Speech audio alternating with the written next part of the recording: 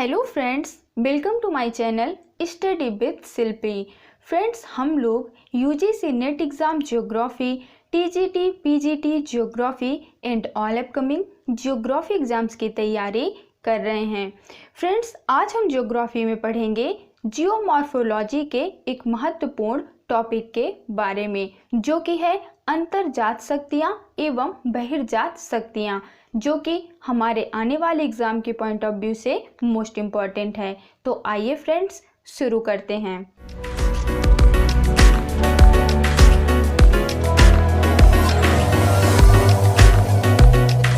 Okay friends, अंतर्जात शक्तियाँ एवं बहिर्जात शक्तियाँ। नेक्स्ट पॉइंट है, पृथ्वी की सतह पर विभिन्न स्थलाकृतियों का विकास कुछ विशेष शक्तियों के प्रभाव के कारण होता है।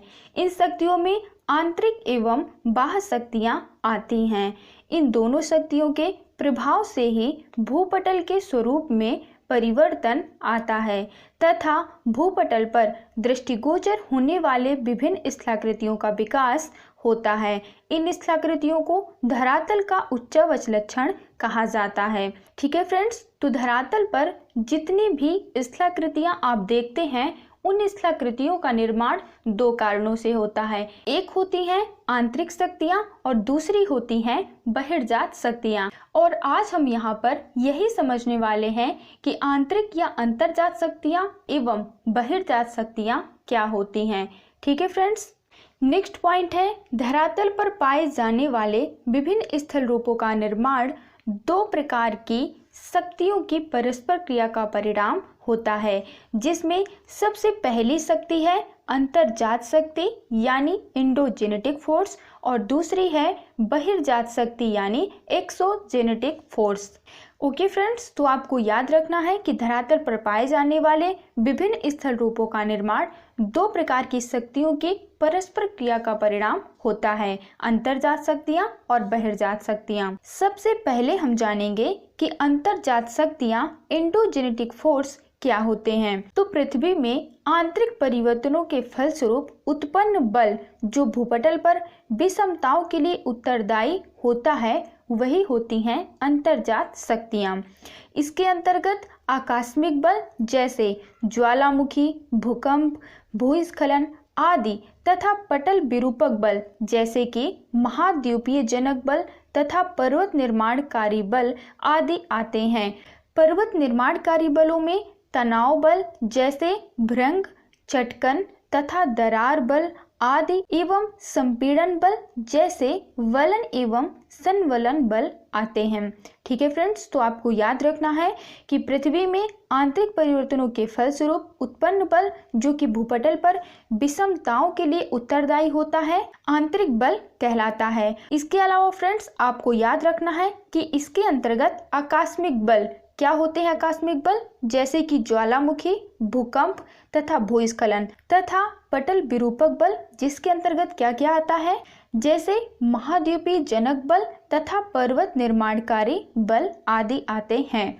फिर फ्रेंड्स, इसको फिर विभाजित किया गया है कि पर्वत निर्माणकारी बलों में क्या क्या आता है।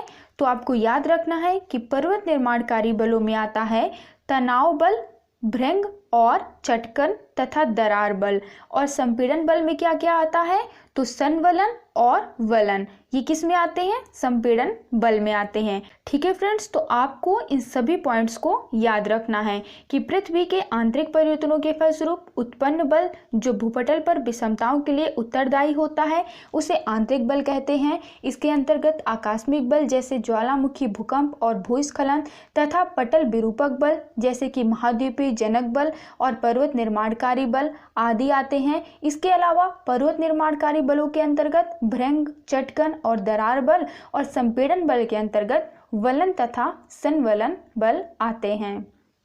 नेक्स्ट पॉइंट है, बलों के द्वारा पृथ्वी की सतह पर भू आकृतियों का निर्माण होता है तथा विषमताएं उत्पन्न होती हैं, अतः इसे निर्माणकारी बल भी कहते हैं।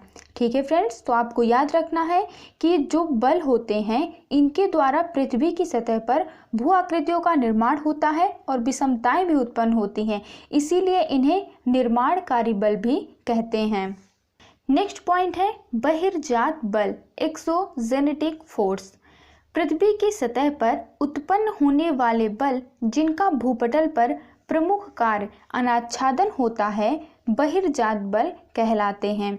अनाच्छादन के अंतर्गत अपक्षय तथा अपर्दन की क्रियाएं आती हैं। ठीक है फ्रेंड्स, तो आपको याद रखना है कि धरातल के बाह्य भाग पर जो बल कार्य करते हैं उन्हें बहिर्जात बल कहते हैं। और आपको इसके साथ यह भी याद रखना है कि धरातल के अंदर जो बल कार्य करते हैं उन्हें हम अंतर्जात बल कहते हैं।